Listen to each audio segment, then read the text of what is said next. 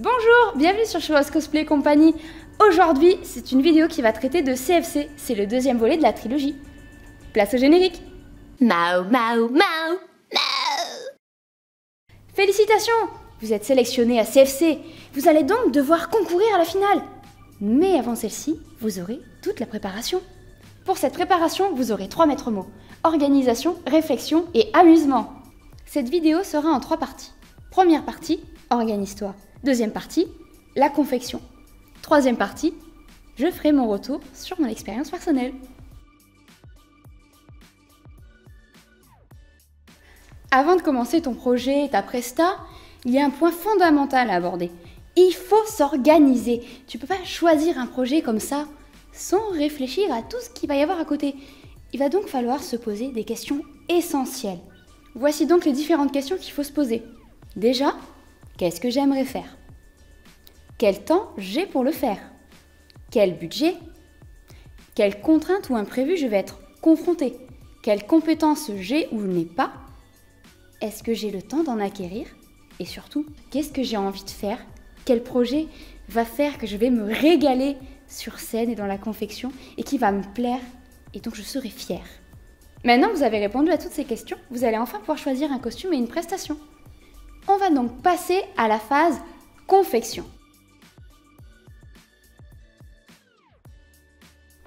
On va donc commencer par avoir le plus d'images de référence possible. Pourquoi? Tout simplement parce qu'avec les images de référence, vous allez pouvoir voir ce qu'il faut construire. Donc le mieux, c'est d'en avoir le plus possible. Devant, de face, de côté. Mais ce n'est pas obligatoire.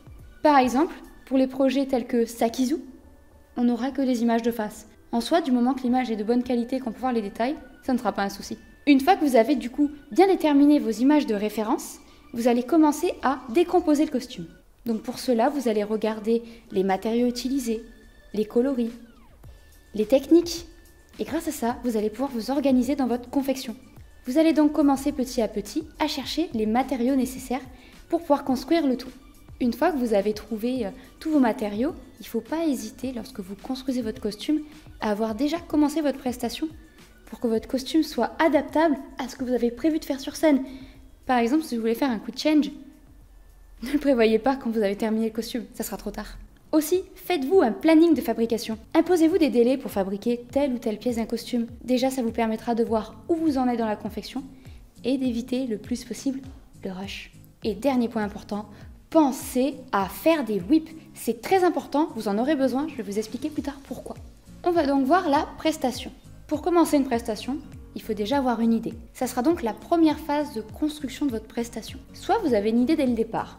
Et là, en général, c'est plutôt rapide. Soit vous n'avez pas d'idée, et dans ce cas-là, le mieux c'est de regarder l'œuvre, regarder ce qui a déjà été fait, s'inspirer et réfléchir pour avoir une idée. Une fois que vous avez une idée, il faut commencer à écrire le script de la prestation. Ça vous aidera à vous organiser et ne pas sortir quelque chose de brouillon. Maintenant que vous avez fini votre script, on va pouvoir commencer la première phase du montage. Vous allez pouvoir rechercher tous les sons qui vont être sur votre prestation, soit la musique, le son d'ambiance et les bruitages. Après, vous aurez aussi, éventuellement en fonction de ce que vous faites, des enregistrements audio de votre voix ou alors des passages dans des films où les personnages parlent et éventuellement une vidéo.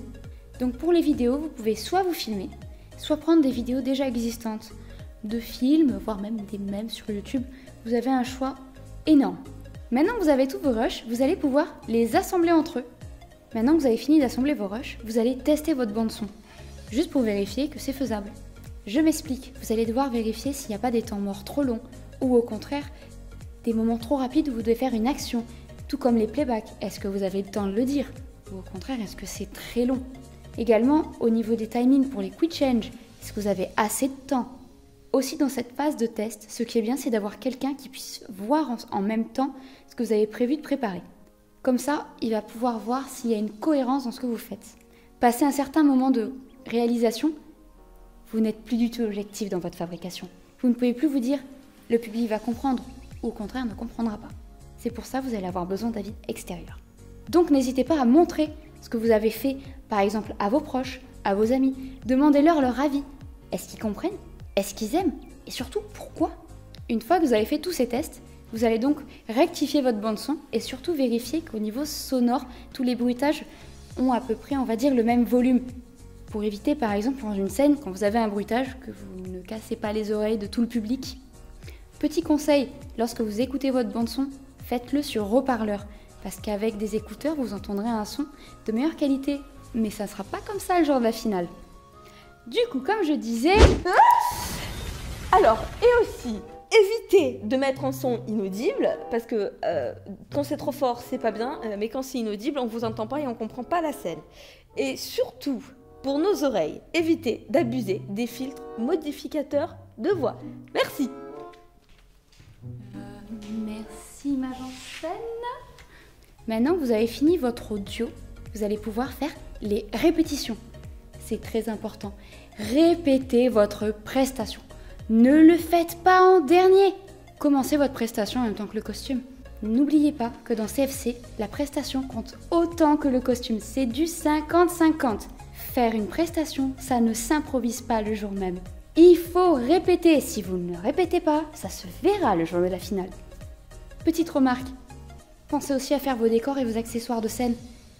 Prenez-vous un petit peu à l'avance, parfois ça peut prendre du temps. Mais un décor ou un accessoire bien fait peut faire toute la différence. Faites des décors ou des accessoires qui vous seront utiles pour la prestation. Ne mettez pas juste des choses pour faire joli, ça n'a aucun intérêt. Quand vous allez faire votre costume et votre prestation, il y aura un point très important à ne pas oublier. Préparez son dossier pour la finale. Car oui, il va falloir que vous rendiez un dossier très complet pour cette finale. Donc, dans ce dossier, vous allez avoir plusieurs pièces. Déjà, vous devrez fournir une description très détaillée de comment vous avez fabriqué votre costume. Pour cela, vous allez donner par exemple un drive avec différentes images qui montrent la fabrication de votre costume et des petites explications qui vont avec. Les fameuses whips dont je vous ai parlé tout à l'heure. Concernant la prestation, il faudra que vous renseigniez ce que vous comptez faire sur scène, les accessoires et les décors. Pour les accessoires et les décors, vous devrez renseigner le poids et la dimension. Pour les accessoires, vous avez le droit d'en avoir 3. Chaque accessoire ne doit pas dépasser 5 kg et doit pouvoir être porté par 2 personnes. Pour les décors, en termes de dimension, il ne doit pas dépasser 10 kg. Ils devront faire au maximum, vous n'êtes pas obligé du coup d'atteindre ce maximum, 2 mètres par 2 mètres avec une profondeur d'1 mètre. Autant les accessoires, vous pouvez en avoir 3, mais pour le décor, vous n'en aurez qu'un. Tous ces fichiers, vous allez devoir les rendre à une date précise. Vous aurez un délai à respecter. Par exemple, pour le dossier des whips, il me semble qu'il a fallu le rendre 1 mois avant la finale. Vous allez donc devoir donner ce dossier à l'association qui s'en occupe, donc CFC. Et ce qui est intéressant de savoir, c'est que ce dossier des whips, il va être envoyé 1 mois à l'avance au jury. Comme ça, il pourra commencer à éplucher votre costume.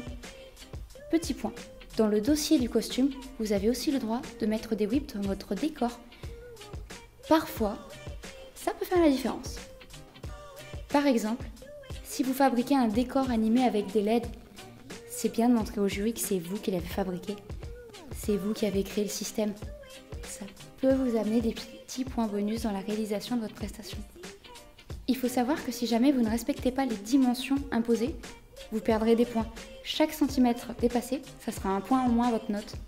Il faut donc faire ce dossier à l'avance, parce que ça prend beaucoup de temps et c'est important. Je vais donc vous parler de mon expérience personnelle, comment j'ai vécu cette préparation de finale et les erreurs que j'ai faites. Déjà, on va parler de mes contraintes. La première, la contrainte temps. J'ai été sélectionnée au mois de juin. La finale était en septembre. Jusque-là, on se dit ça va, il y a quelques mois. Sauf qu'il faut rajouter la vie personnelle. À ce moment-là, j'étais étudiante. En master de dernière année, un mémoire à rendre, et j'étais en stage jusqu'à au moins fin août. J'avais un job étudiant, il fallait gérer la finale.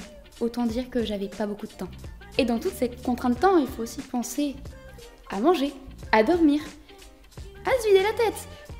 Autant vous dire qu'en termes de temps, c'est toujours un peu limite. Autre contrainte, le budget. Je reste quand même une étudiante. Enfin, j'étais étudiante, donc j'ai dû le prendre en compte. Dernière contrainte, les compétences nécessaires. Je m'étais donné une idée très précise de mon costume, mais pour certains points, je n'avais pas en fait le temps d'acquérir les compétences pour le réaliser. C'est comme ça que j'ai perdu du temps et que j'ai fait des erreurs. Comme projet de finale, j'ai choisi de conserver mon costume de sélection, donc Vaiana, et de lui rajouter une deuxième tenue de Vaiana pour pouvoir avoir un quick change. Et c'est avec cette deuxième tenue que je me suis heurtée à quelques petits problèmes.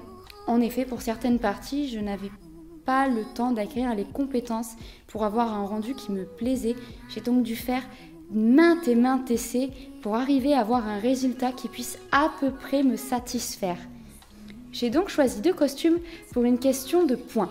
En effet, avoir 2 costumes, ça permet d'avoir plus de technique et éventuellement de gagner plus de points. Et en termes de prestations, un quick change peut parfois en rajouter puisqu'il donne un effet waouh. Après, ce n'est pas forcément toujours le cas. Petit aparté, l'effet waouh, c'est le moment où le public doit faire Waouh! C'est-à-dire qu'on doit le surprendre. Il ne doit pas s'attendre à avoir ce point culminant de surprise. Après réflexion par rapport au costume que j'ai choisi, maintenant je me dis que j'aurais mieux fait de prendre autre chose plutôt que de partir au final sur un deuxième costume pour Vaiana, car j'ai plus perdu du temps. Et en plus, je vous dirai ça dans la 3e vidéo, j'ai eu ce qu'on appelle un petit cassage avant de passer sur scène, ce qui m'avait un petit peu d'ailleurs déçue. C'est des choses qui arrivent, mais je sais que quand je referai le CFC, je ne garderai pas mon costume de sélection. Et je ne rajouterai pas non plus un costume de quick change. Je ferai quelque chose de nouveau. Pour la prestation, trouver l'idée, c'était facile. J'ai eu l'idée avant de choisir le projet. Donc pour mon projet, j'ai choisi d'avoir un décor qui puisse se transformer. Ce qui m'a beaucoup aidé justement dans la préparation de la finale, c'est que je m'étais préparé du coup des fiches de fabrication de costumes où je mettais chaque étape que je devais réaliser et un temps imparti. Comme ça, je savais où j'en étais, ce qu'il fallait faire en priorité. Et ça m'a un petit peu évité le rush, bien que malheureusement en 4 mois j'ai forcément été confrontée. Le principe de ma prestation, c'était à l'aide des décors de construire un bateau sur scène, avec un mât qui se déplie. Petite remarque, lorsque j'ai fabriqué mon décor et mon costume, j'ai beaucoup pensé à comment le transporter le jour de la finale. Pensez-y, c'est important. Certaines personnes se sont retrouvées bloquées et ont dû louer même des camions pour pouvoir les transporter. C'est pour ça que moi j'ai fait un décor qui était démontable. Dans tous les cas, sachez que pendant cette préparation à la finale, vous allez être très fatigué, vous risquez d'avoir des sautes d'humeur. Il y en a, ils vont mieux le vivre que d'autres. Je sais que certains participants étaient très stressés. Pour certains, il y a eu des crises de nerfs. Pour ma part, j'ai eu ma période de stressé, mais je sais que c'est plus le mémoire qui m'a cassé la tête. Mais pensez-y, c'est un moment quand même intense. Vous allez être stressé, vous allez ressentir de la pression, vos émotions vont faire des montagnes russes. Si vous avez des proches ou des amis, entourez-vous, ne soyez pas seul. Pour le moral, c'est toujours mieux d'être accompagné. Aussi, vous ne serez pas tout seul dans cette épreuve. Il y aura tous les autres participants. À l'aide d'un groupe Facebook et d'une conversation Messenger, vous allez être reliés à tous ces participants. Vous allez pouvoir échanger, parler avec eux, vous encourager et vous entraider moralement. Donc n'hésitez pas, parlez entre vous. Ça va vous aider et vous rapprocher. Pour conclure, faire CFC, c'est surtout une très grosse préparation où il faut vraiment bien s'organiser, mais surtout il y a un point qu'il ne faut pas oublier. Il faut s'amuser, parce que si vous faites un projet qui ne vous plaît pas, vous n'allez pas apprécier cette préparation. Cette vidéo est donc terminée, donc si elle vous a plu, n'hésitez pas à vous abonner pour ne pas rater la dernière vidéo qui va donc traiter de la finale, et éventuellement n'hésitez pas à revoir la toute première vidéo qui traitait de la sélection. C'était Ailys Cosplay dans Churros Cosplay Company. Je vous dis à très bientôt. 青丝长。